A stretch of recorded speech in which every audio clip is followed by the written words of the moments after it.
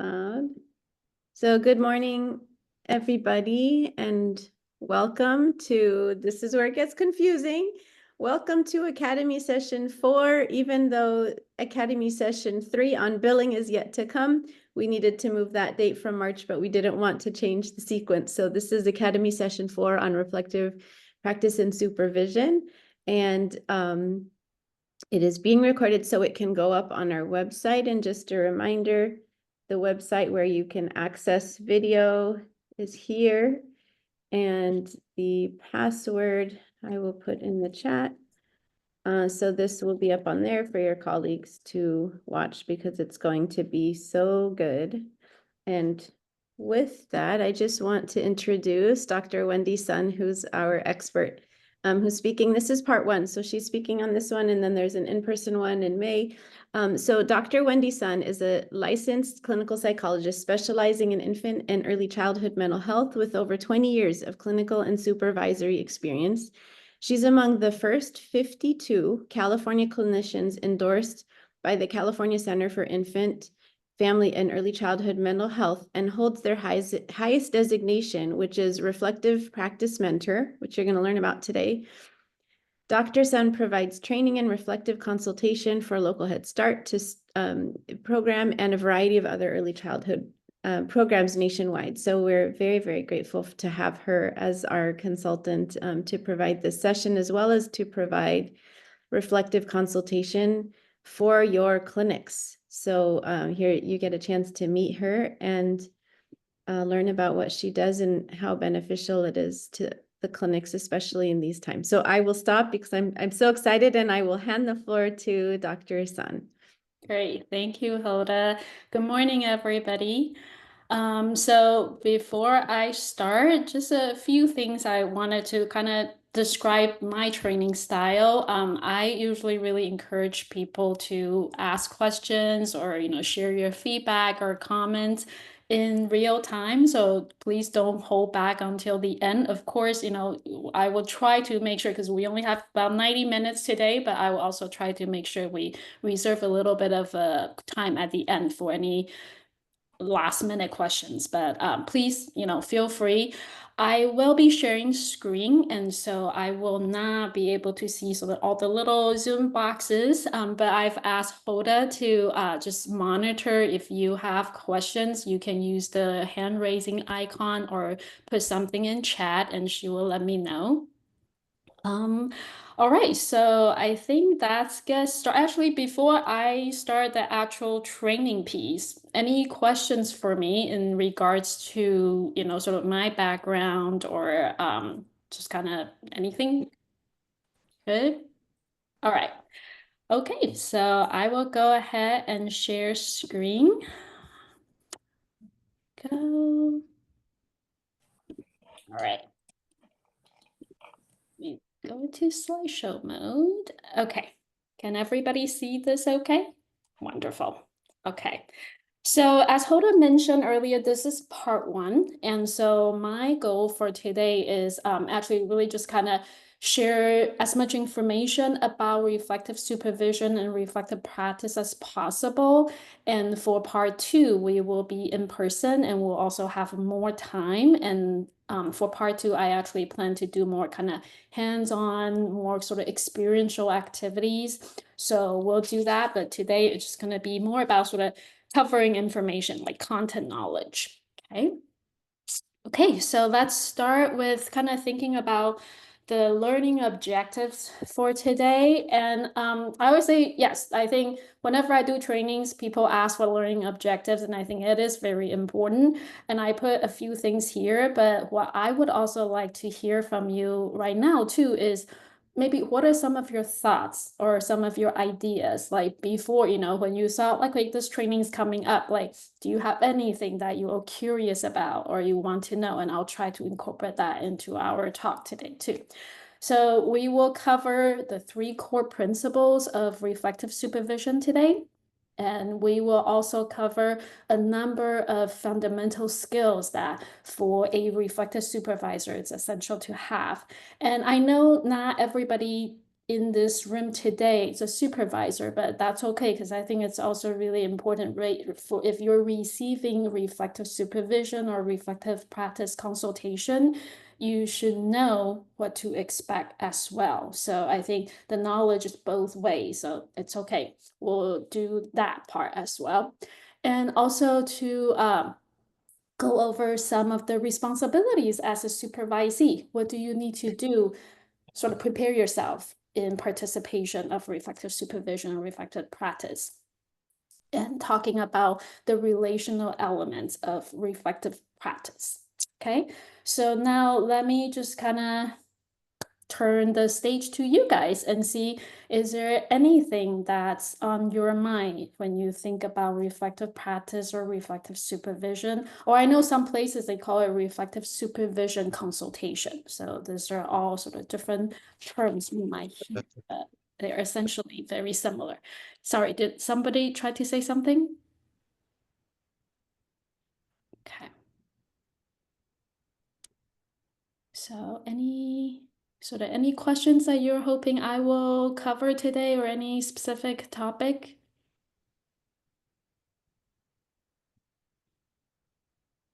Okay, no problem. And so we'll go on. And if you think of something else later on, please feel free to let me know or put it in chat. Okay.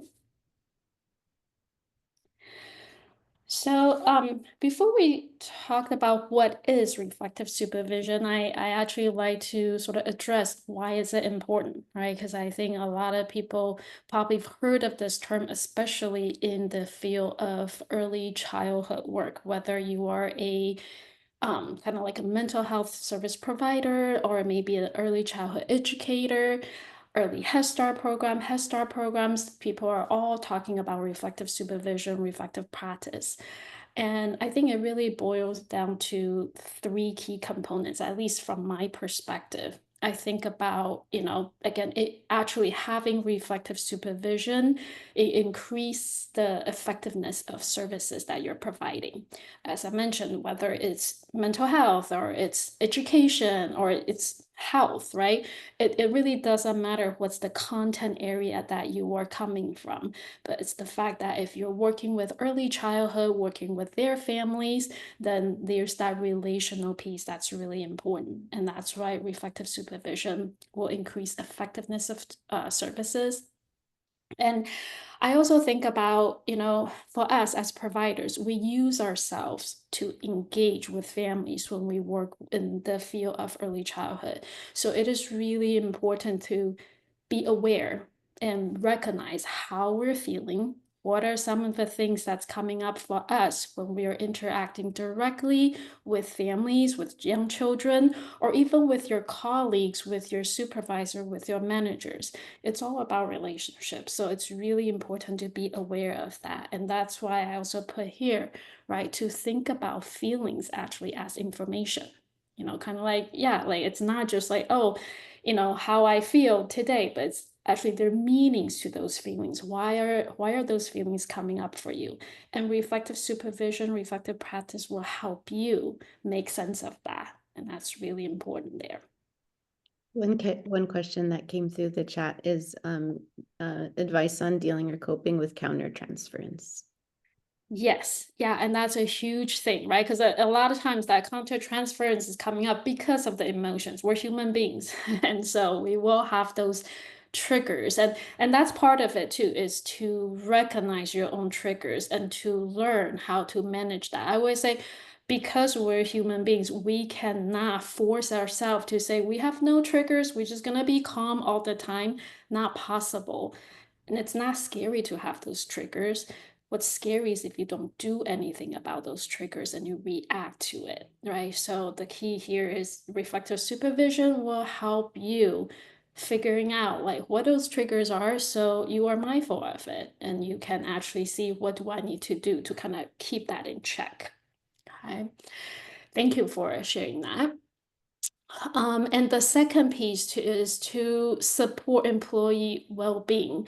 And this part is actually really important to me, I think, as a reflective consultant. I know sometimes it feels like programs are just sort of they're more worried about their bottom line, right? Like program missions, program vision, and things like that. But I always say if we don't take good care of our staff members, then we're not going to be able to have a strong program. So reflective practice and reflective supervision really focus on supporting employees' well-being. And as I mentioned earlier, because we use ourselves in our work. And so we need to actually be able to recognize how we're feeling, how are we being pulled in certain or in different ways to engage with families, and knowing that will make us actually be healthier because we're attuned with ourselves, right? So we know that there's emotional impact on the work. Like this is not just, selling things or sitting in an office doing this kind of typical 8 to 5 type of jobs. And no disrespect, those are important works too. But I think we use ourselves and we use our emotions so much. And so we know we have to acknowledge there's emotional impact of the work. And we need to figure out how to stay healthy so we don't burn out, right?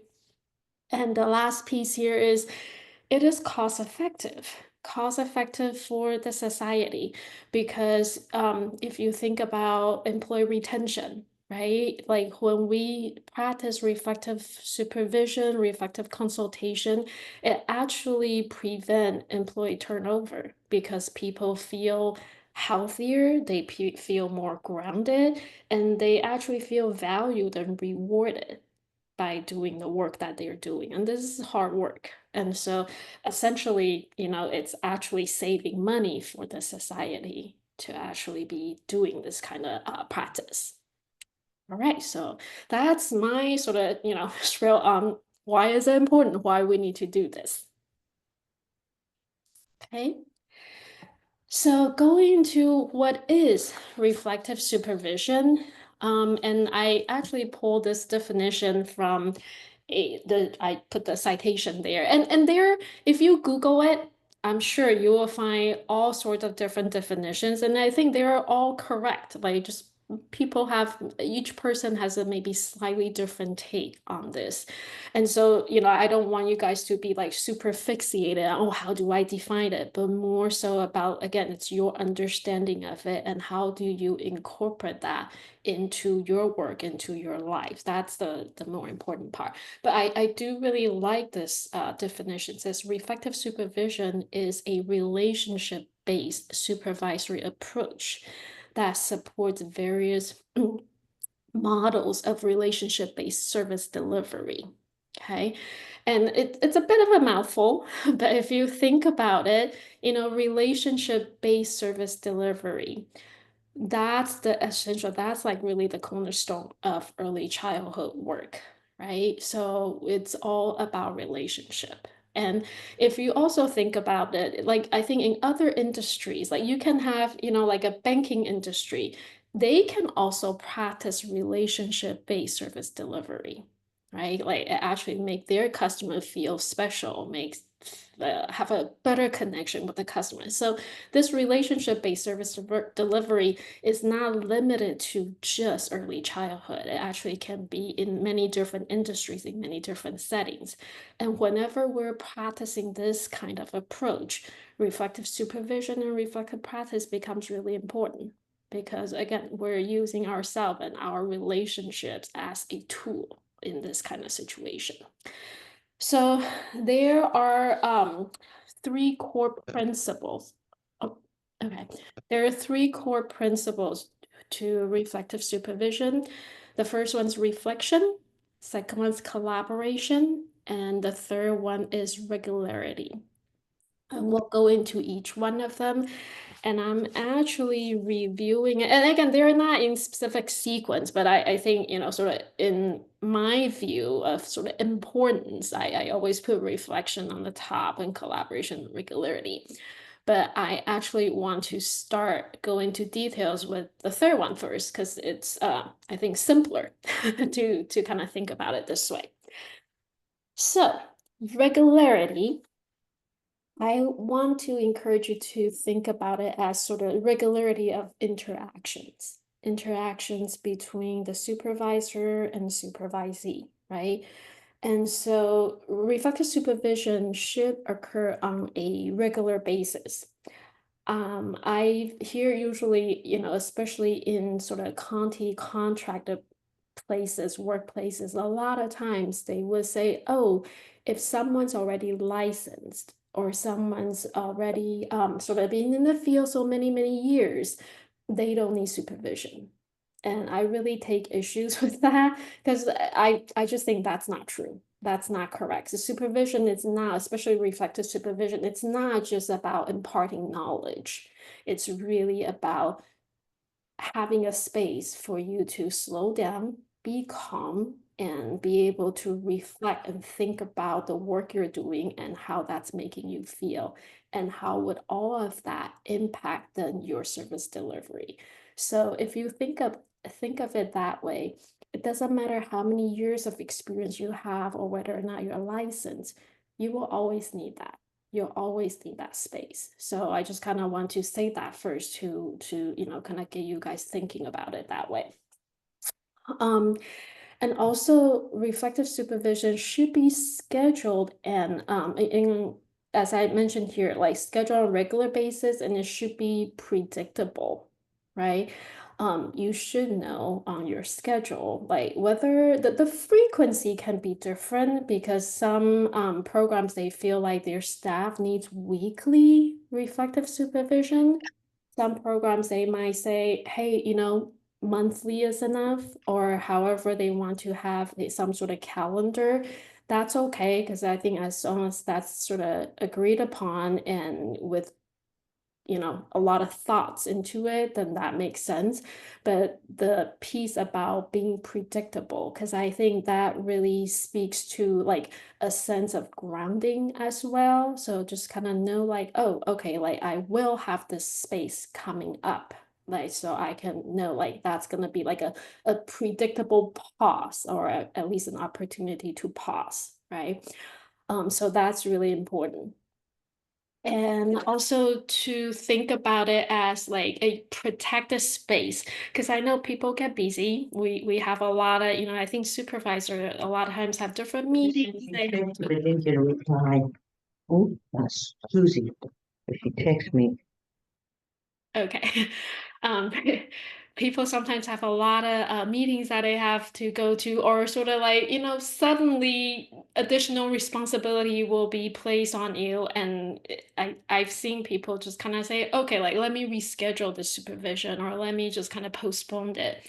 And I really want to encourage you not to do that because, again, this should be a protected space that's being honored by both parties, the supervisor and supervisee. And so, again, this is not something like, just let's do it. And also having this regularity of interactions will allow, I put continuity of discussion. So this is important, I think, especially for a supervisor, because you might be supervising a number of people, and having this regularity of interaction will give you an opportunity to have some familiarities with those caseloads, right, with the families. So when supervisees coming to you, they don't have to sort of like start from the beginning each time, like tell you, oh, this is this family about A, B, and C that's happening. You will actually, because of this continuity of discussion, you will have some familiarities. And with that, you might be able to actually be more proactive with the supervisee in terms of anticipating maybe some challenges, or trying to kind of figure out how to problem solve in a more proactive manner. Honoring commitment and accountability, as I mentioned earlier before, this should be a protected space, a protected time.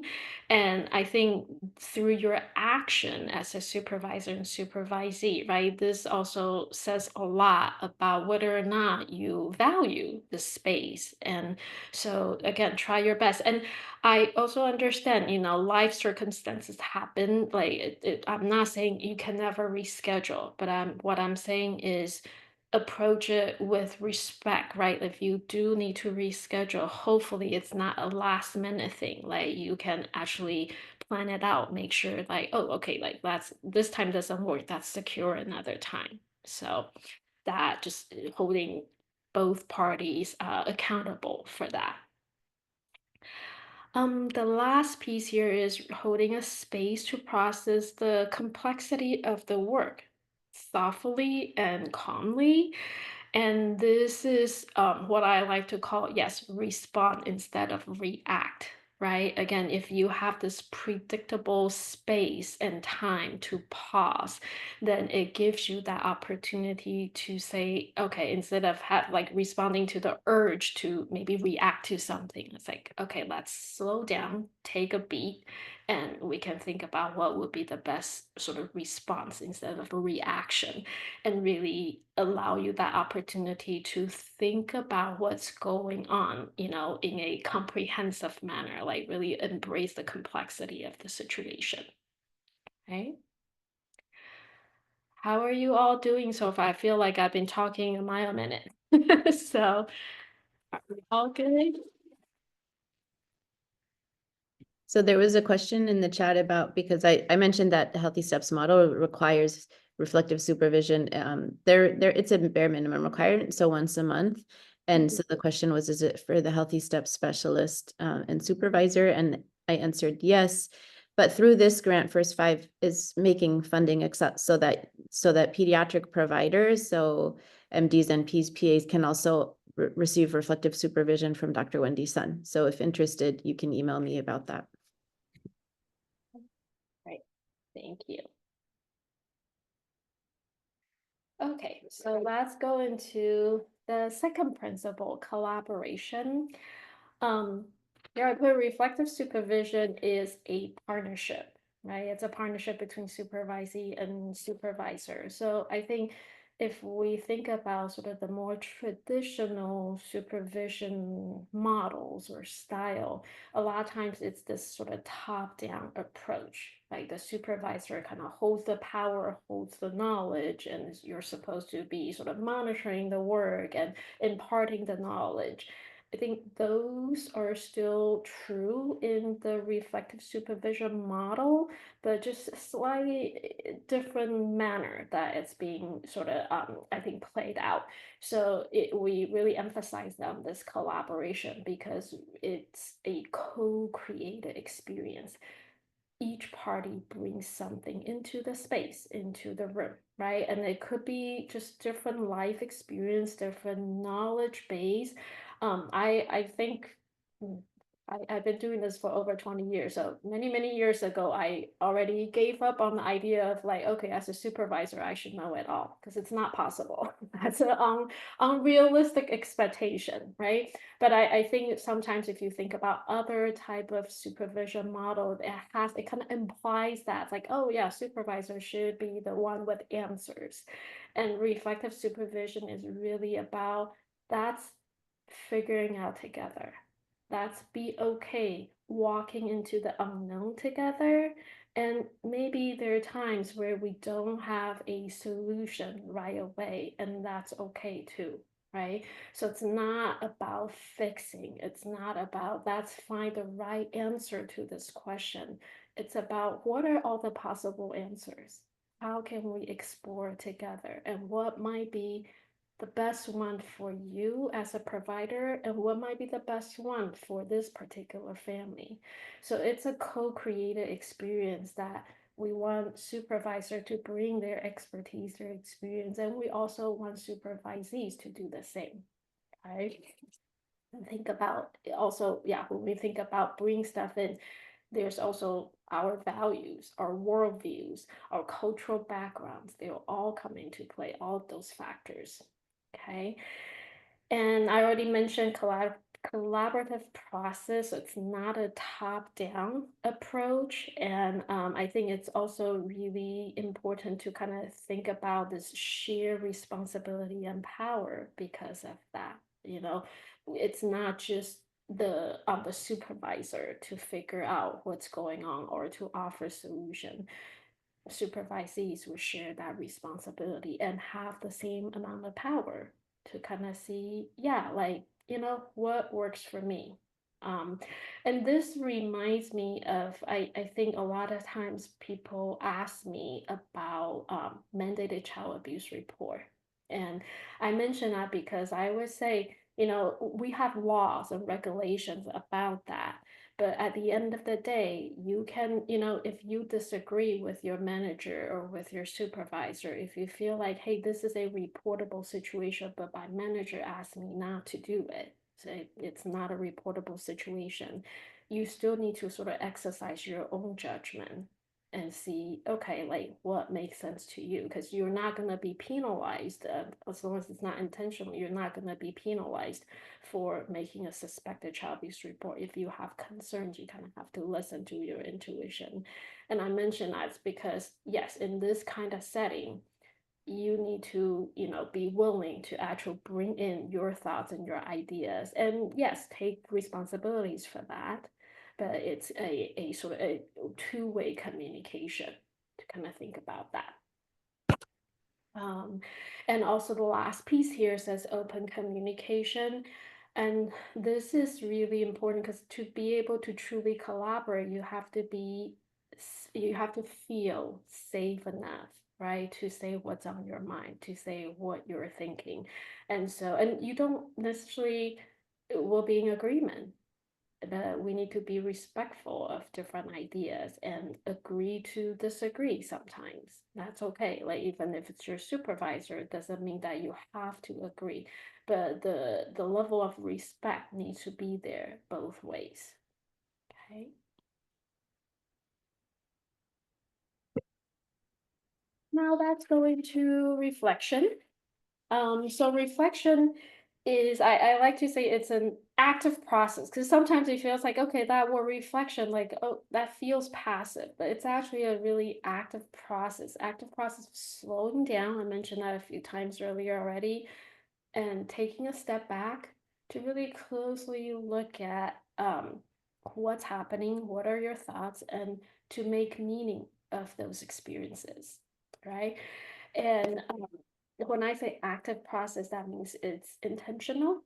It actually takes mental energy to do it. And so, reflection, sometimes people share with me, like sometimes, participating in a reflective practice group or a individual reflective supervision session, afterwards people feel tired. And I think that's also to be expected, because it is an active process. Your mind is working really hard, trying to kind of make sense of what's happening, right? So sort of be prepared for that. That's perfectly normal. It's also, a good reminder that I think things are not always exactly what they seem. And so we need to be able to actually challenge ourselves when it comes to our initial or first impression with the families, with the work that we're doing, and recognizing all those sort of internal experience and responses that we are bringing to the room. And in this reflective supervision space, it's not just supervisee, right? There's supervisor. So supervisor will have the internal experiences and responses that they need to be aware of. It's also on the table. And if you were talking about a family, a child, a parent that you're working with, those individuals, they have their own internal responses and experiences, and we need to hold space for that too in the reflective supervision space. So you can again kind of see it is an active process. It is a lot of different components that we're balancing at the same time, right? And also for reflection to actually really happen, is we need to be willing to also give full consideration to all possibilities, all perspectives, right? And this is also the piece where we have to kind of be willing to challenge our own biases, our own assumptions, and really sort of suspend our judgment so we can make room for ourselves to consider all different possibilities. Okay. And actually, I do want to share one example. This just happened with the work that I've been doing with a home visitor in the early Head Start program. And I think this is really a good illustration of how this reflection piece is coming into play. So really quickly, this home visitor that I've been working with, she recently got assigned a family that's Black family. And in her case, this is probably like maybe the second Black family that she's had. In the past, like she's always had Latino families, on her caseload. So I could tell she was excited, but she was also a little nervous because it's not something that she's super familiar with. And she kind of talked about, unfortunately, this family hasn't been very responsive or in terms of attendance. Like, it's kind of hard to get a hold of them, hard to schedule home visiting appointments. And I could see, this home visitors feeling really frustrated. I think through my observation, more frustrated than usual, because I think attendance is always an issue. Like that's not uncommon. But I was kind of just noticing like how frustrated, how annoyed she is with the fact that she's having a hard time engaging this family. And again, and she in the beginning, she's just kind of talking about, yeah, like, like I want to make sure like they get the service that they need, but mom doesn't even want to respond to my text messages, and I'm not quite sure what's going on. And really just through reflection and really helping her to again consider all possibilities, we finally realized, and I think she realized it herself, she's particularly, I think, bothered by the situation because in her mind, she failed the previous one Black family that she had. Like they drop out of service prematurely. And I didn't realize how much she's been impacted by that. I think in her mind, sort of her internal narrative was, I I am not good when it comes to supporting Black families. And, like I feel ashamed about that. Like I want to do something, I want to get better. But instead of actually thinking about that, sort of on a conscious level, that's more kind of like a sort of subconscious. She's reacting to like, oh, this family is really difficult. Like, what's going on? And when we were able to make that connection through reflection for her, then like she kind of start to understand this kind of extra level of anxiety she's experiencing with this family, or not willing to kind of let go of certain things. It's because of that internal narrative she's has, like, oh yeah, like I failed with this previous family, and it's like this is my do-over chance, like I need to prove myself. So again, I share this sort of example to kind of illustrate on the surface level, if we didn't sort of really sort of dig into this reflective piece, it would just be treated as, oh, we have a family who's inconsistent and she's, for whatever reason, particularly agitated about this. But now we have much deeper understanding about where this home visitor is coming from. And she can then actually change her course, right, in terms of how she's trying to engage this family. Okay. Right. Any reflection on that or any feedback about that or things that maybe it's resonating with you in terms of your work?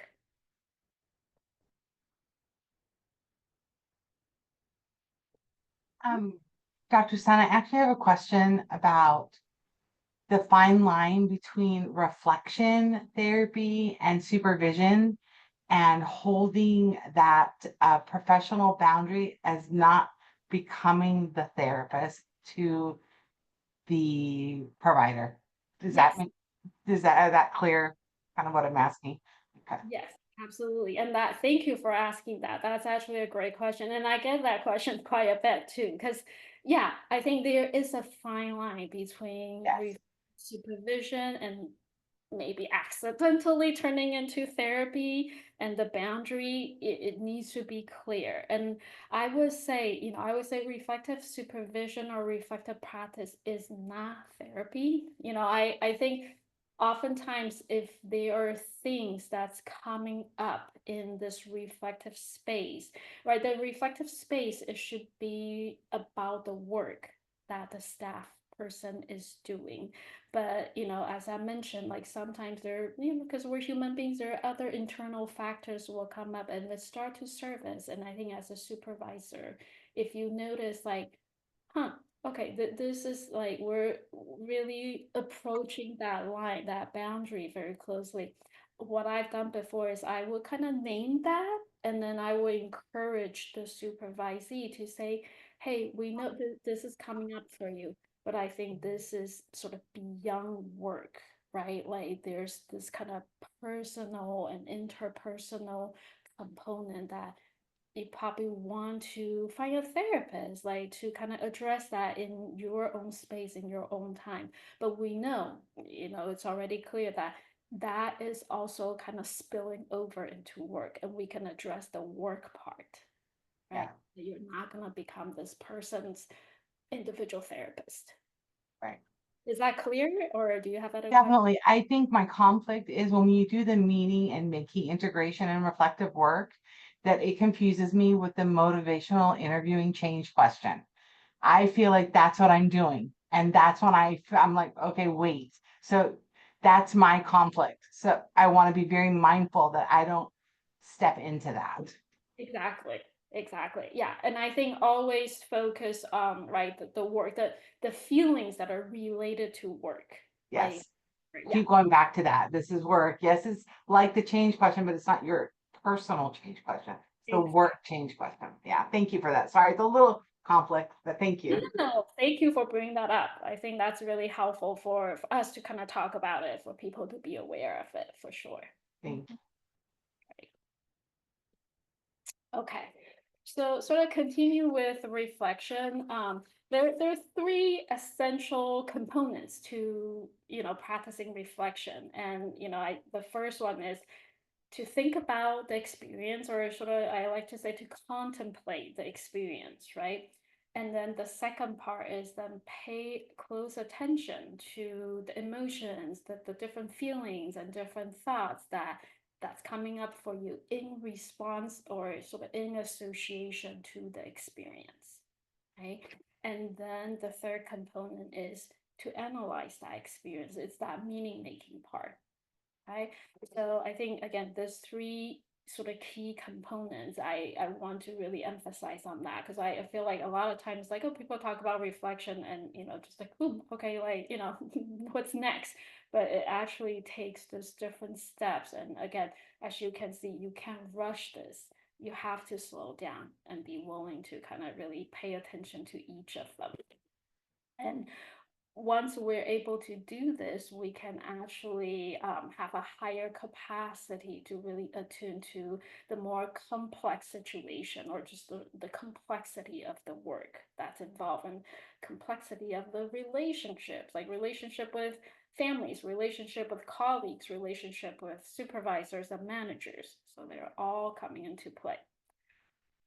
And I would also like to mention, right, kind of like two modes, or yeah, two phases of reflection. There's reflecting on an action or on a situation, and that usually happens it happens after something's already happened, or maybe you are sort of like thinking ahead of time, so you can be reflecting on it beforehand. So that's reflecting on an action. And then there's reflecting in action, which is in real time as it's happening, right? We're reflecting on it. And as you can imagine, reflecting in action is more challenging than reflecting on an action, because it can be harder, like when it's happening in the moment. Like, how do you slow down? How do you actually find an opportunity to pause and really reflect?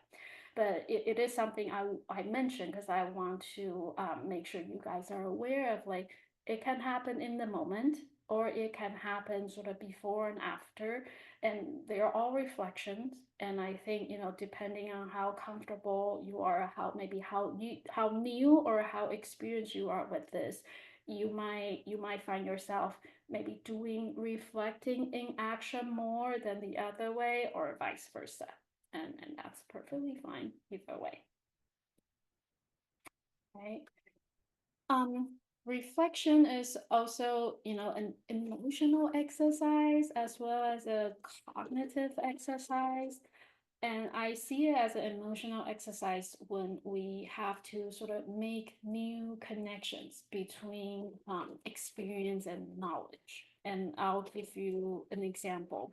Let's say, maybe there is the staff person who has a reputation in the program of being difficult, like difficult to work with, not just like with colleagues, but also with managers. Like they're always challenging whatever procedures and policies, so just sort of labeled as being difficult. And if you never had the experience of actually supervising or working with this person, and now you are just starting out with like, oh, okay, now I'm gonna have some sort of relationship, some sort of interaction with this person, then this reflective piece is important, because what we're trying to do is, right, you need to sort of be aware of the knowledge in the situation, which is the staff person's reputation, but you need to also rely on your own experience of this person rather than just say, oh yeah, because everybody feels this way, so that must be true, right? So when I say making new connections between your own experience and the knowledge, maybe it's kind of like the shared knowledge, that's the example here, right? And it could be maybe your own experience will also lead you to a place of, okay, yeah, this is a challenging one, and that's fine. But I think it's really important to kind of differentiate that. It's like, how do I connect those new connections between the experience and knowledge, especially when they are different, right? Maybe your experience is not matching the knowledge that you already had, then we got to make that new connection through reflection. Okay, and this is also, I think following that example, thinking about how you are being challenged to have to consider different perspectives, right? In this situation, maybe you had a different experience and you're trying to make that new connection. And the next step is like, then you wonder, right? Why did this person have this reputation? Or how did this person sort of, become like, what's underneath the behavior or the reaction of this person? And so I think that will be sort of the opportunity for you to challenge yourself in terms of thinking those type of things. And so again, thinking about reflection as an emotional exercise, making those connections, and a cognitive exercise is like meaning making, trying to make sense of, whether it's a similar experience or a different experience that you have. Okay. All right. Okay. So key concepts here. There are several key concepts, but I'm covering two for today's training. So the first one is relationship based. And I would say reflective supervision or reflective practice, really, it's all about relationship, right? So reflective supervision is built on the understanding that learning and growth take place in the context of safe relationships. And we all know, for early learning, like if you think about sort of put this developmental lens on the situation, like think about how young children learn. They learn in the context of relationship that's safe, relationship that's supportive, right? And the same thing for adults. We actually need to feel safe in order to grow, in order to actually expand our knowledge, right? Because if we don't feel safe, most of your mental energy and emotional energy is going to be spending on regulating because you feel dysregulated.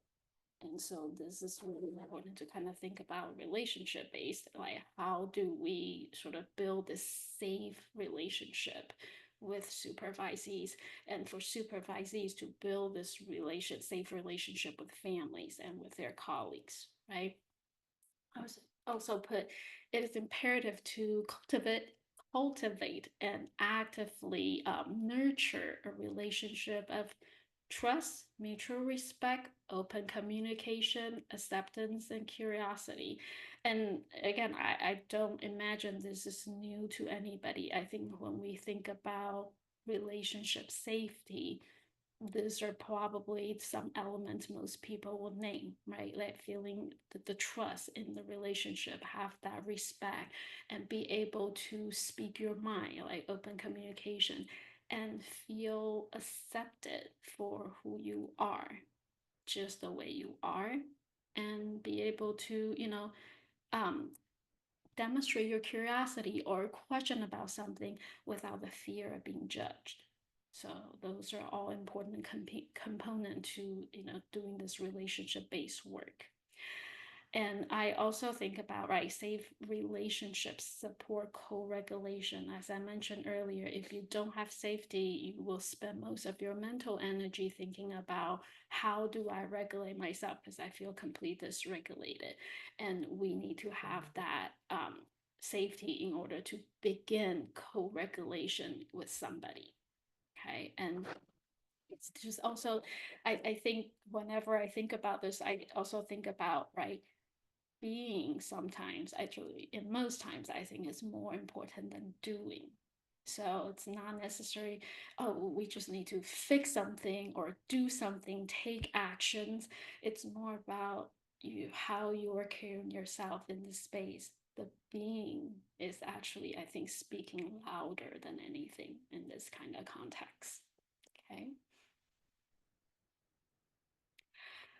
So another key concept here is the parallel process. So we have relationship, base work, and then thinking about parallel process. It's still also about relationships here too. So parallel processing, reflective supervision, it is really sort of talking about, like, I think it illustrates or describes the complexity of relationship, like this kind of the web of different relational dynamics between supervisee, supervisor, and families. And I here, when I say families, they're really referring to parents, caregivers, and also young children, just kind of families as a unit. And also to keep in mind, feelings and experiences, they're contagious, right? So if you feel a certain way in one particular relationship, that feeling can actually spill over to another sort of area, like of what you're doing, like to another relationship, to another situation. So I think we really need to kind of acknowledge that, and that's also how parallel process will come into play, right? So here I have this little graph. I'm a visual learner, so I like to put things in sort of more attractive graphs or charts. So we start with supervisor to supervisee interaction, right? Think about what happens in that space, what happens in that relationship. And however that's happening over there will have a direct impact to supervisee and family interactions. So, if you have a supervisor who doesn't feel supported and who doesn't feel regulated in the relationship with the supervisor, we often see more challenges in this staff person's engagement with the families, because it's harder. Like if they don't feel the experience of being nurtured, it's hard for them to then go to the family and try to nurture the parents and the children, right? So you can see that direct parallel process there. And yeah, and so that kind of leads to the last step, like parents and caregiver, because if parents and caregivers, they are not also experiencing that from the providers that they're working with, then it's going to be really hard for them to translate that sense of safety and nurturing experience to their children. So you can kind of see how it really kind of comes from, right, this supervisor supervisee relationship and translate into different stages in a parallel process. And here I just kind of put in a more specific example. Here's, we start with staff members are nurtured and supported through reflective supervision. And so with that, then they can actually remain attuned to themselves. And when I say attuned to themselves, it's really recognizing what are the feelings coming up for them, what are the different things that they're bringing into a relationship with the families, and how are they reacting and responding to the work that they are doing with the family, so they can stay grounded and stay attuned and have those feeling be like, if it's like really big feelings, have those feelings be contained in a safe way, safe and respectful way. Then they can actually go to the families and provide that nurturing experience and that support to the parents that they work with, right? And once they are able to do that, guess what? Then families, parents, they can start to internalize that experience of being nurtured, being supported, being seen for who they are and accepted for who they are. And they can then hold that space, hold that experience for themselves. And parents learn to become more attuned with themselves. And so then they can attune to their children. And that leads to kind of, I put a sense of efficacy, right? A sense of security for parents.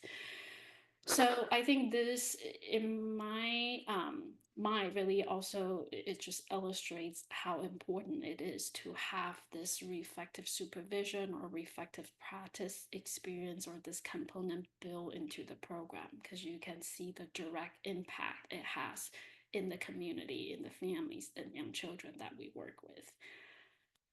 Okay. Any questions so far, or anything that's resonating with you, or things that maybe make you think about things that are, you're doing right now? I just also want to say, because I think in our group today, maybe some of you are more sort of in the admin component of the program. I think this is also so true and important. Even, I used to do trainings, not just for clinicians or direct service providers, but even like front desk people, front desk staff, like, because that's the first experience. A lot of times that's the first experience parents and families have, right? And so that's just as important, if it's not more important, for the parents to actually feel seen and heard and held from that very first step of like engagement. And so I think really it's just a good reminder to think about this kind of parallel process. It's not only happening in a service provider session, but it's happening throughout any point of engagement with a family. Okay. Okay. So now want to kind of talk about a framework, because I think a lot of times I have staff members, even like new hires, right? Like they come in, and even during interviews, maybe people talk about reflective supervision, like this is what you will get once you're hired here and all that. And they kind of walk in not knowing what to expect. Because again, there are different definitions. People have different thoughts. We can, like read people's mind. Although I wish I have that superpower, I don't. So it's important to kind of think about, how do we create a shared framework when it comes to reflective supervision or reflective practice. Okay, so it is actually most effective when we have this shared framework, because otherwise it's like, okay, second guessing, like people are on different pages. So a few things about creating this shared framework, again, it's having that mutual understanding of what to expect. And so people don't, I think especially supervisees, don't need to be anxious for no good reason, because I've had people like, oh, I don't know, like, what am I supposed to do? Like, do I have to answer certain questions? Or like, I think Carrie, you mentioned, like, is it going to be like a therapy session? I don't feel comfortable about that. So I think creating that share framework is really important. So a few things to think about. First thing is, as a supervisor, what do you feel that you need to do in order to prepare yourself for a reflective supervision, right? So, and it could be different for everybody, and depending on your experience, your familiarity with it, some people might say like, okay, like I feel before supervision, I need to make sure I always have time to kind of review notes from previous sessions, or like notes of the caseload, so I have a good sense of it. whatever it may be. I think just knowing that as a supervisor, you do need to sort of, come prepared, just like supervisee. So kind of recognizing what do you need in order to do that. Also thinking about like if it's you're just beginning to build this supervisory relationship with a new staff person, what are the initial sort of setup that you want to have? Maybe talking about boundaries, talking about, what this meeting is about, what it is, what is not. Like it is not therapy, right? But we may actually touch upon things that are quite personal, and that's okay. So to kind of help them kind of figure out the differences here. And also thinking about the sequence of activities in a supervision session. And this is also, I think, depending on your own style. I don't feel like there's a set sequence people need to have. I think typically would be kind of like the checking in, how things are. Is there anything that's like urgent? So a lot of people tend to start with that and then follow up with kind of like the more closer observation of the supervisee's mood, behavior, kind of whether or not the supervisee is feeling regulated. And then also thinking about like, okay, what was discussed in the previous meeting? Like, is there anything as a supervisor you want to kind of connect from the previous meeting? And so you want to kind of bring it up. Or, also another step would be like, kind of just openly talk about like, okay, so how do we want to spend our time together today?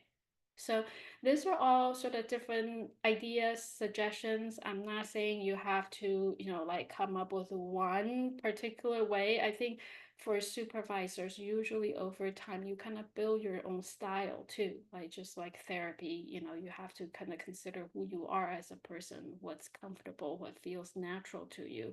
So just to kind of think about that. Another way sometimes people think about too is, right, usually supervision is 1 hour, 60 minutes. How do you sort of effectively divide the time to focus on different things?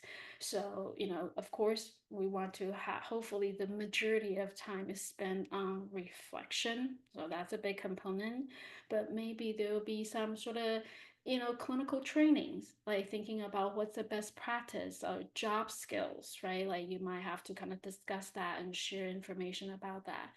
Maybe there's some compliance issues, billings, right? Like that's a big thing for a lot of programs. And so you might actually carve out a little bit of space for that too. So, or crisis intervention. So those are the things as a supervisor, you kind of have to kind of figure out, again, what makes sense to you. And the last thing I want to say about this is, right, we want to maintain this framework, but with flexibility, right? Not rigidity, because again, unexpected things happen, and sometimes you might have to sort of pivot, and that's okay.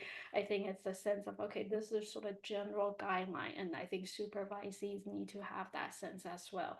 But when something different happens, we can pivot, so we can be flexible about it. I also like to call it kind of like, okay, we maintain the framework, but we let go of agenda when it's needed, right? You don't have to say like, oh, this is the set agenda and have to actually, stick with it all the time.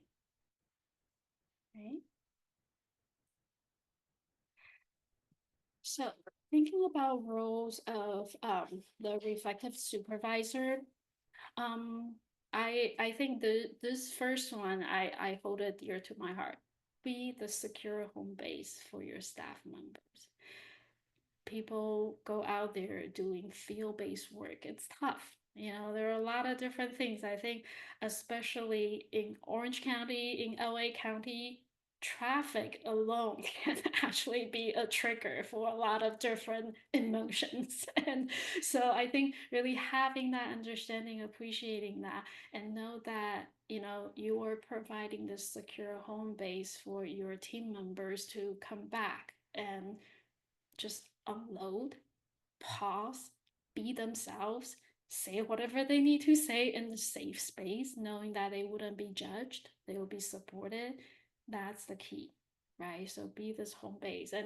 And I think, you know, in the past years, I've had supervisees telling me how important this one piece is for them. Just know that, hey, no matter how difficult things get when I'm in the field, I know even just the thought of, hey, I know I can go back. There's that safe space for me. Kind of that security object almost, right? Like when you think about developmentally for young children, it's that same idea. It's like, okay, like I know I have that in the back of my mind and I can go back to it. I'm gonna be okay, right?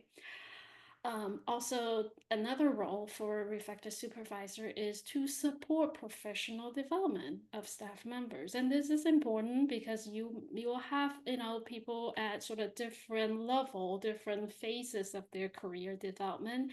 So this is referring to more about sort of content area knowledge building. Right, so you might have someone who needs more information on child development. You might have someone who needs more experience with boundary settings or recognizing boundaries.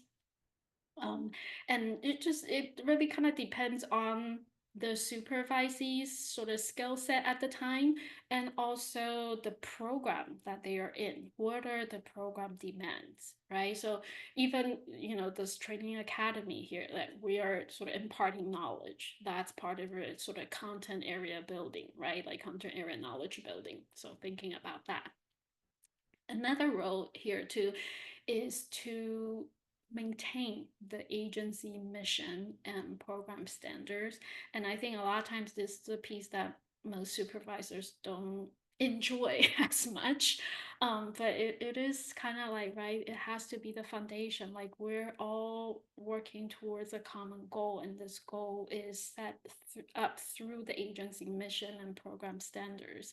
And so it is important to hold a role of like kind of monitoring. I don't particularly like the word monitoring, but it's true, it's there. Like you have to make sure whatever the work that's being done is in alignment with program agencies and program standards. I mean, program missions and program standards.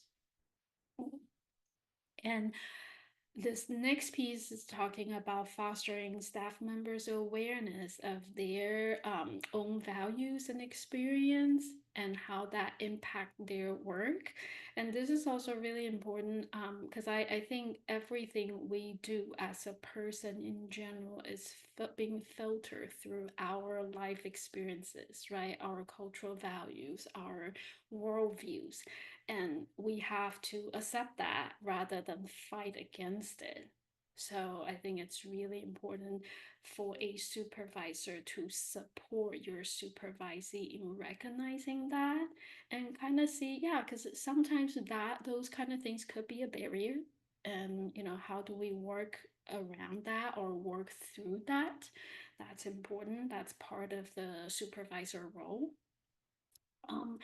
And the last bullet point here is actually talking about supervisors being attuned to themselves in this context as well. Because as I mentioned many times already, supervisors are also human beings. We're not superhuman, right? And so we have our own sort of shadows, we have our own things, triggers that we need to be aware of. So it's really important when we are in the space with supervisee, we are not just trying to attune with the supervisee, but we stay attuned with ourselves. So we can actually provide co-regulation to the team members when it's needed, right? Because if you are dysregulated as a supervisor, then it's gonna be really difficult. I mean, we definitely don't want the supervisee to feel the need to like co-regulate for you, right? It should be the other way around, right? All right. This slide's talking about sort of the duality of reflective supervisor role or supervisor position.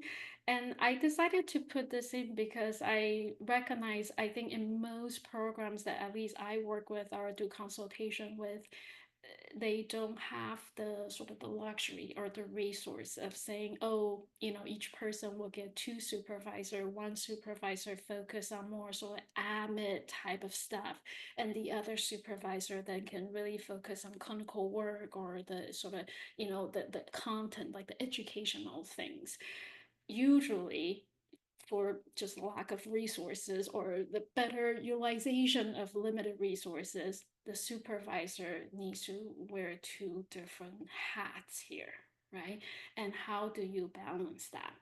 So I put kind of like the left hand side as the hardware components, right? Like I think about, yeah, the sort of administrative tasks, the kind of non-relational tasks, if you want to say it. So some examples: tracking paperwork, monitoring productivity, managing attendance, or even sort of like disseminating policies and procedure changes when that happens within the program.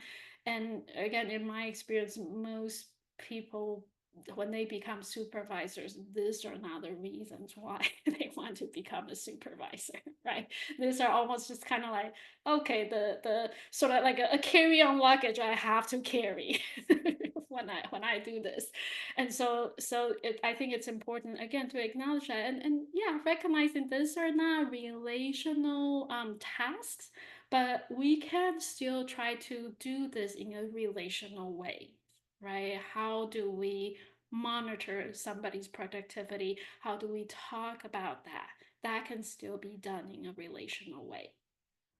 Okay, and on the right hand side is kind of the software aspect. So it's more the clinical task. It's fostering development of clinical skills. And I think people find that much more interesting, much more rewarding, and also supporting staff in challenging situations. Like sometimes it's that crisis interventions or just, again, that co-regulation piece in the beginning.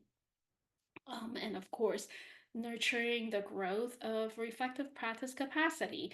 I tend to think of reflective capacity as almost kind of like a muscle we have to exercise, right? Like I'm not big on doing workout, but I know I need to do that. It's good for my body. And so, same idea is kind of like, okay, we have to exercise that muscle. So that muscle is sort of like, be ready to be utilized when we need to.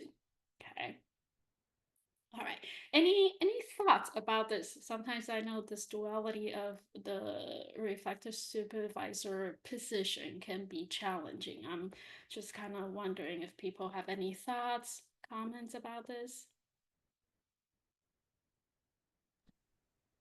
I like that you share the distinction, because with the Healthy Steps model, there is a requirement for clinical supervision a certain number of times, and then reflective supervision. But I think you're right, it's probably the same people in relationship with both of those. So yeah, thank you for kind of reminding. And then I don't know what the time capacity is for clinics to, schedule separate sessions. So I'd be interested to learn from the clinics how you're going to manage this, or if you've already started to. Yes, for sure. Thank you. Okay, so now let's think about the responsibility of the supervisees, right? So also show up prepared. And I think this is a piece where with that share framework, it would be helpful for supervisees to kind of know what to expect and how to prepare themselves. And I usually say, at least in my supervision with people, when I say show up prepared, they know kind of like what's on their mind, and they're ready to kind of talk about it. And if they have a specific families that they want to discuss, then they will have the details sort of like fresh on their mind. So that's coming, showing up prepared. And also communicate openly and honestly about the experience, feeling, thoughts brought by the work. And this is particularly important because I think, just as we were talking about the duality of supervisor role, sometimes supervisees feel this hesitation to share things that are maybe they find challenging, or share negative feelings because they're concerned about how would I be evaluated when it comes to performance evaluation, right? Like I don't want to kind of show the negative side or show what I don't know, because then that makes me look unprofessional or just not skillful enough. So those concerns sometimes they're real concerns, and I can see why they are there, where they're coming from. But I think it's really important to kind of talk about that with supervisees, and so for them to actually feel really open and be able to be as transparent as possible about their challenges, their negative feelings, and know that those things will not become a factor in the performance evaluation, right? Like that's really, it's about learning. It's not about like, oh, now like just continue to demonstrate to me what you know, how much you know, how good you are. Yeah, it's not about that. And also be ready to embrace curiosity, question your own assumptions, and explore all possibilities. And I think this is the part where I sometimes talked about, right, as a supervisor and supervisee, we need to work together to resist this sort of multiple choice question type of learning. Like, because I think a lot of times through school, like multiple choice question, what does that mean? You have one right answer, right? And that's the opposite of what reflective practice is about. We're not here trying to find the right one answer. We're trying to figure out what are all the possible answers and recognizing that there's no one answer fits all, right? Each families will need different things. Each supervisee comes with different personality, different temperament, different work styles, and they will need different things as well in order to effectively work with families. So really resisting that and be ready to embrace, for supervisees to be ready to embrace, to suspend their own judgment, their assumptions, start questioning, like, what else could be true? Not just this one thing. Yeah, and so I talked about suspending judgment already, and strive to improve one's own reflective functioning. And I think this is also really important because not everybody, at least in my experience, sometimes I have supervisees tell me, very directly that after trying reflective supervision, they feel uncomfortable. They feel like this is too intrusive, right? And I think we can't just say, oh no, you're wrong. Like we need to acknowledge that, and we need to kind of see how do we help this person improve their own reflective functioning in a non-threatening way. Right, so they don't feel like, oh, like this is so wrong, like I'm opening myself up to, essentially like just a boss, like a manager. So I think that's something we need to keep in mind, but it is on the supervisee as a responsibilities of theirs to kind of see, yeah, like how do I sort of situate myself in a space where I can at least feel comfortable enough to try this out and to talk about it as I'm trying it. Okay. All right. So we're gonna kind of pivot from those things and now kind of talking more about the actual fundamental skills that a supervisor should have. And this is also, right, I think to keep in mind, this is something all supervisor will continue to develop throughout the years. Like you're not just gonna say that, oh yeah, like I'm here and I'm all good. I think it's something that supervisor will continue to develop, and for supervisees to have this understanding as well, so kind of like what to look for and what it feels like. So the first one is attuning to the supervisee. Okay, and I put give your full attention. And I actually think, right, for somebody to be able to give this near perfect attention to another person, it's very powerful, right? So it will make that person feel seen, heard, and really understood and accepted. And that's a powerful experience. And so that's really important in terms of the skill set as a supervisor. We need to be able to offer that to the supervisee. Okay? And also empathizing, right? Put ourselves in another person's shoes. And so, and this is, I think, sympathy and empathy. I want to make a distinction here, because the way I think about empathizing is I have the capacity to put myself in this other person's shoes to kind of really experience things through the lens of this person, but I'm not gonna be overwhelmed by that emotional experience. I think sympathy sometimes is we feel overwhelmed because we're engulfed in that experience together and kind of feeling maybe a little bit lost.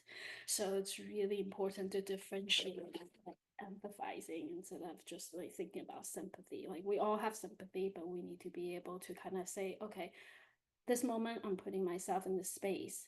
I still feel grounded and I can remove myself when it's needed so I don't get lost in it, right?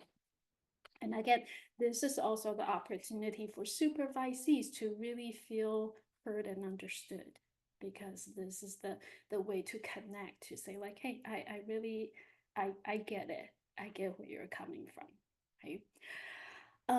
Applying the Zoom tool, and I realize I put Zoom, but it's not the Zoom meeting Zoom that we're talking about. It's kind of like the Zoom tools that are for cameras, right? Like think about having at least 2 interchangeable lenses as your tool. Like one is kind of, I think, looking at the broader angle, right? You can look at the bigger picture, thinking about, again, community wellness, think about program mission, think about, sort of the big goal that we're hoping to achieve. And then you need to have another lens, which is more kind of like close up. You can, narrow it down. And that's important too, because we need to acknowledge sort of the nuances, the details. And again, as a supervisor, you need to kind of figure out which lens to use. How do you transition between 2 lenses? Sometimes you need to use this big picture vision instead of the close-up version. And so, kind of really working with the supervisee and guiding them through that. So again, framing, right? Framing is important. Sometimes you need the larger picture, sometimes you need a close-up. Okay. Welcoming differences, and this is where I try to sort of really highlight like racial differences, class differences, cultural differences, linguistic differences, educational differences, gender differences. So many differences we all bring into the room as a unique person, right? And because of those differences, sometimes things get uncomfortable or things just kind of get a little sticky, right? And we need to make sure we don't shy away from those sensitive situations, sensitive topics. We actually need to address that. We want to welcome all the differences, and sit with discomfort sometimes is necessary, right? And again, as a supervisor, you need to have the skill set to do that. Containing strong emotions. It's to be expected in reflective supervisions. Big feelings will come up. Sometimes even conflict will come up, conflict between supervisor and supervisees. And it's okay. Again, like I said, this is normal to be expected. You don't need to be, thinking about like I must be doing something wrong. No, that's not the case. It's actually about holding that space. So conflict and messy feelings can happen in a sort of contained way, right? So it doesn't actually sort of ruin the relationship.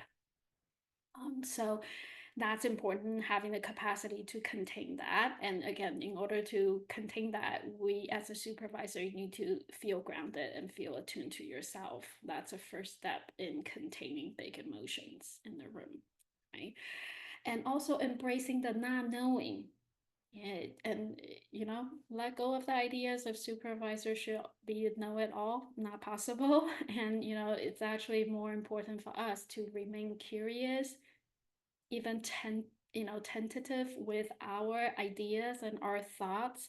And again, just knowing that things are not always what they seem. And so always try to get to sort of the I guess the layer that's underneath what's being displayed on the surface level. Okay. Looking inwards, and this is where I think I kind of mentioned it a little bit earlier, right? Recognizing your own patterns of reactions and your own triggers as a supervisor. Sometimes people as a supervisor, as a manager, they have this desire to rescue the supervisee, rescue the families, or maybe they have this desire to take over. It's like, okay, like I have the answer, let me tell you, right? And we need to be able to recognize that so we don't do that. And also to think about like some of the negative parts is like, oh, maybe a supervisor is not comfortable with conflict, it's not comfortable with confrontation. And so they tend to walk away from it or kind of like, yeah, brush it off. And again, recognizing that, try to acknowledge that. Slowing down, be comfortable sitting in silence or sitting with silence. And I would say, I think in this culture of ours, like we like to just kind of like, oh, just say something for the sake of saying something. And I think it's really important to actually be okay with sitting in silence and know that people are actually, it takes a minute, it takes a beat for people to process certain things, and don't feel intimidated or don't need to feel awkward about that. Practicing honesty with grace. And I think this is, again, especially if there's sort of challenging things you have to bring up with supervisees, and you want to be transparent with your concerns and track those feelings, right? Track the feelings that are associated with those concerns for yourself and for the supervisees as well.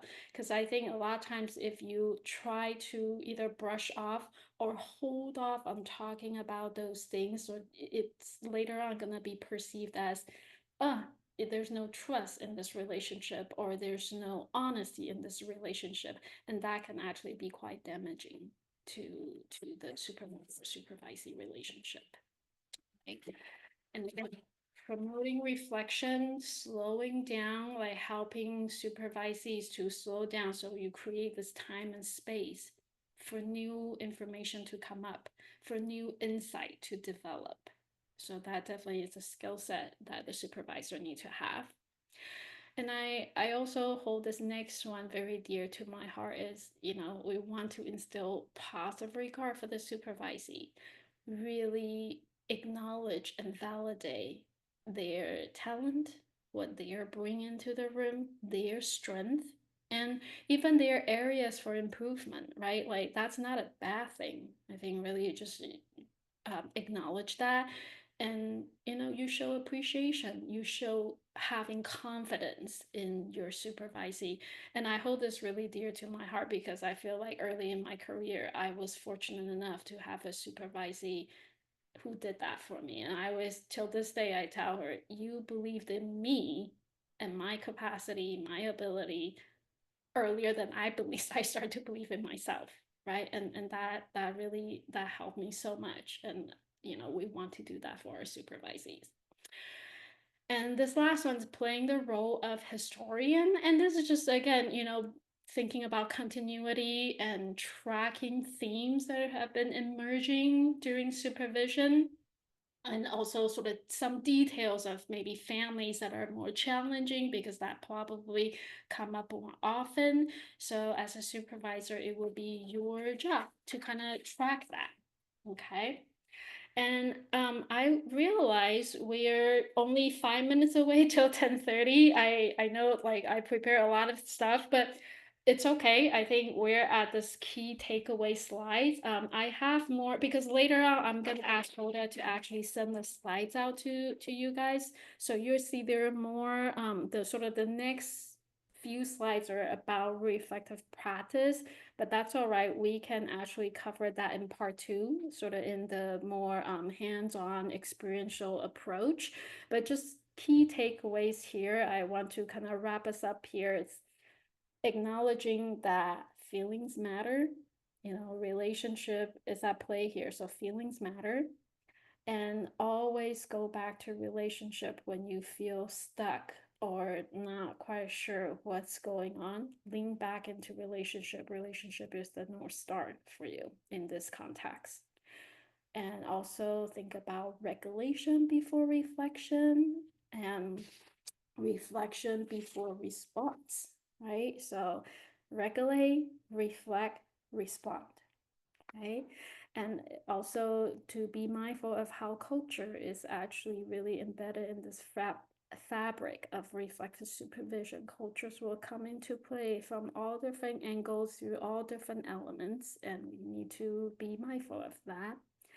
And the last piece here is, knowing, remembering that relational ruptures can be repaired. Relational ruptures will happen in reflective supervision as well, but it can be repaired. It takes courage. It takes our willingness to accept maybe the differences, accept the disagreement, whatever it may be, and also our willingness to forgive and move forward. Okay. So let me end here. We have 3 minutes till 10:30. Any thoughts, questions, reactions? Thanks, Dr. Sun.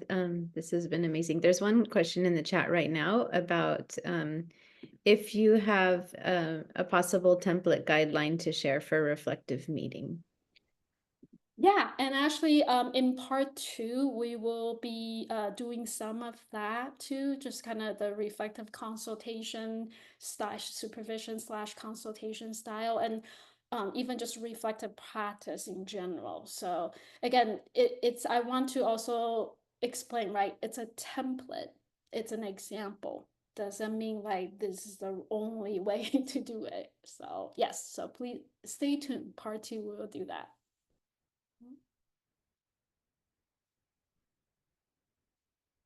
Any other questions or again, or just feedback?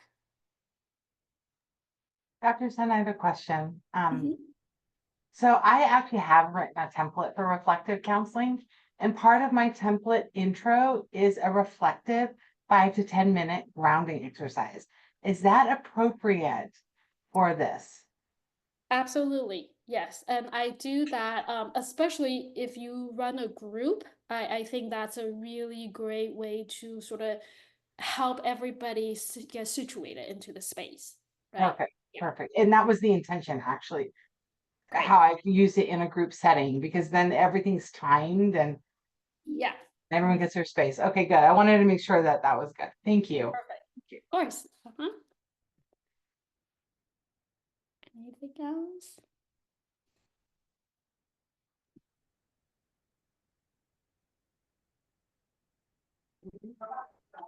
I have a question. Mhm. I have a question. So, can you give us, I don't know if you will be able to, if you can give us an example of how culture could play a helpful or unhelpful role in supervision, like a difference in culture? Yeah. So again, and I hope people can maybe stay for a few minutes over. That's a great question because I think culture is always going to be a part of it, right? Even if you have a supervisor or supervisee with similar cultural background, that is still going to be a part of it. I think the way how it can be helpful is I think if you recognize it and have a conversation about it, whether it's differences or similarities, that helps both the supervisor and supervisee to be more attuned with what they are bringing into the space, right? And what could become unhelpful is actually if you don't acknowledge it and you make assumptions about how things should be or how this should feel like without having that conversation, then I think that cultural differences can become actually a barrier. Right? Yeah, I mean, I know it's a kind of like a quick, a more general example, but I hope that that's making some sense to you. Yes. Yeah. I was just thinking, like, if the supervisee sees a client and kind of has a reading of what's going on through the client's life and shares that experience, might have a different read from the supervisor. And that difference in look would be really helpful to see maybe different perspectives, but could also be a source of disagreement, a respectful disagreement. Yes, yes, Yeah. and absolutely. Yeah, I think that you actually just illustrated a great example about that, right? Like, yeah, it could be a disagreement, but as we talked about earlier, disagreement's okay, right? But it's actually more opportunities for learning to really, again, suspend our own judgment, our assumptions, and kind of figuring out what are all the possibilities here. Let's look through all those different angles, different perspectives as much as possible. Mhm. Thank you for bringing that up. Thank you very much. This training has been really helpful and inspiring. Yeah, Oh, thank great. you. Thank you. Thank you for sharing that. I appreciate that. I'm so happy to hear that. Thank you so much, Dr. Sun, for your time. Of course. And this, we're still recording, so this will go up on the session because I know people needed to drop off. So looking forward to the hands-on one, May 8th for dinner. So make sure you're able to come and clear your calendars in the evening, and just ready to learn more. I learned so much from you today, as always. Oh, thank you. Thank you. And thank you all for participating, for being here. So yeah, looking forward to meeting you all in person in May. Thank you. Thank you. Thank you. Thanks for your All right. participation. Bye. Take care. Thank you.